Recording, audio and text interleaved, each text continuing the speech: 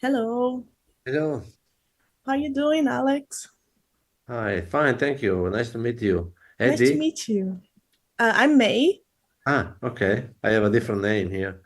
Okay. Oh, I think you have at Agencia 57.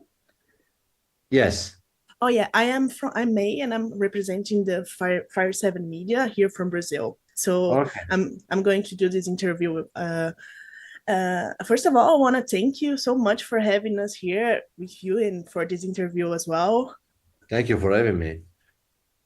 And I have a few questions for you. First of all, with the band founded in the 90s, the audience grew together with the band. So can you see young people at the shows as new fans as well?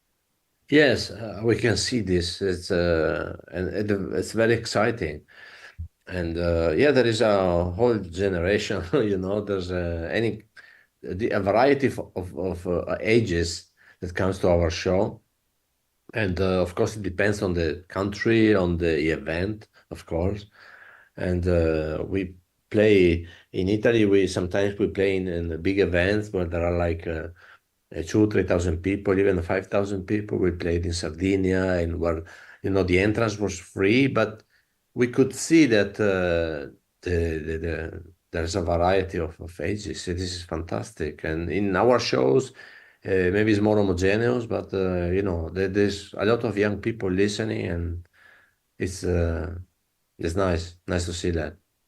That's awesome.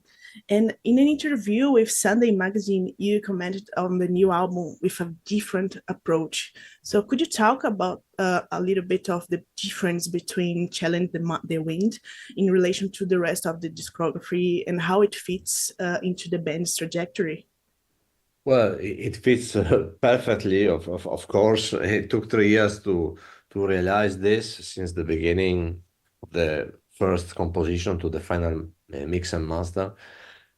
So it's like there are two elements that are not there, which is an intro and which is a ballad. We have no intro, no ballad, and so we have more songs, more fast songs. So this is a it's a nice injection of energy, I must say. Mm-hmm. And we have three very fast songs, and all the other are anyway very, very fast songs. So it's uh, it's a lot of guitar work, a lot of drumming, and fantastic vocals. And we basically are on the same trajectory, but with more metal, I would say. Mm-hmm. Yeah, I'm very excited for this release as well.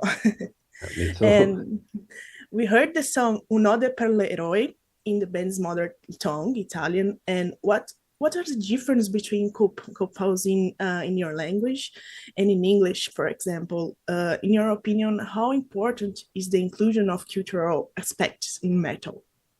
Well, it's nice. We recorded the song in English as well, and sometimes a song really calls for a different interpretation, and Italian language works really nice, really nicely. And we started doing this with Lamento Eroico, and when we have a chance, Giacomo is the first in line to say, "Yeah, let's try this, let's try that, let's try in Spanish, in French, in Italian, in English." And for every of the last record, we did a bonus track for Japan, while Giacomo sings in Japanese.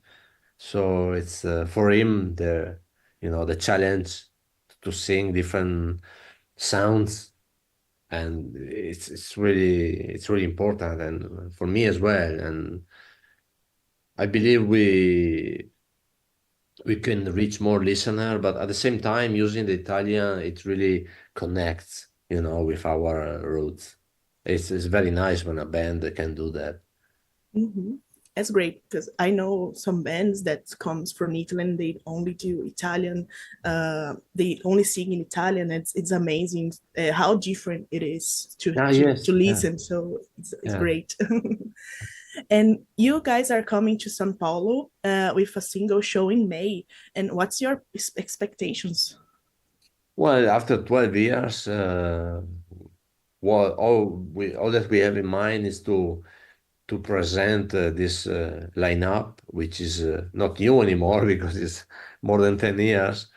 But we are really proud to call ourselves an Italian band, 4 members from the same hometown, and we are all Italians. And when we step on stage, we really deliver energy, and we saw that in the last years by playing all over the world, and now we are really electrified by coming back to Sao Paulo.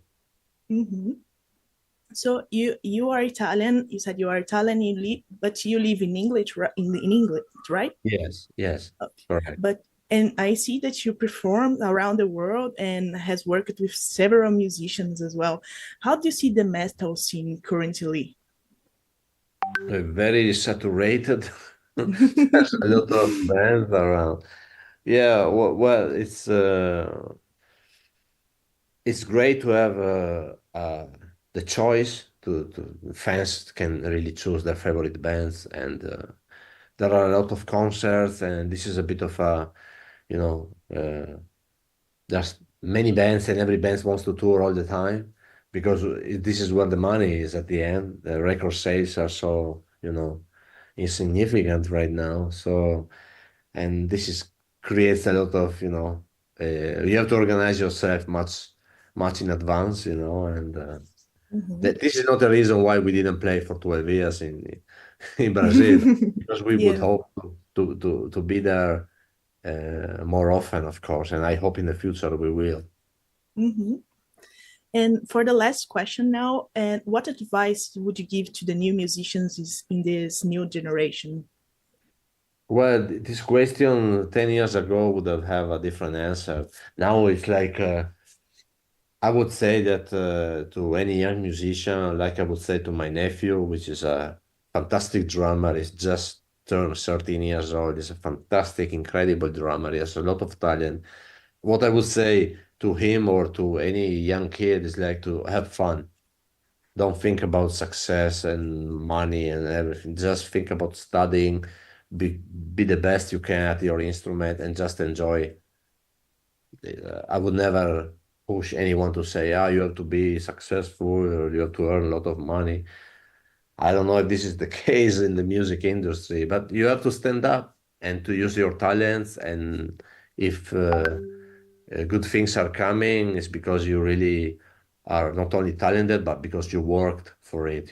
So the magic word is work. Mhm. So that's it for now. And I do appreciate you being here with us for this interview. And I wish you a lot of success and fun here in Brazil as well. Yeah, we are looking Have a forward. great time here. And thank you very much for having me here. Thank you. Thank you. Thank you. Have a good one. Bye. Bye. Bye.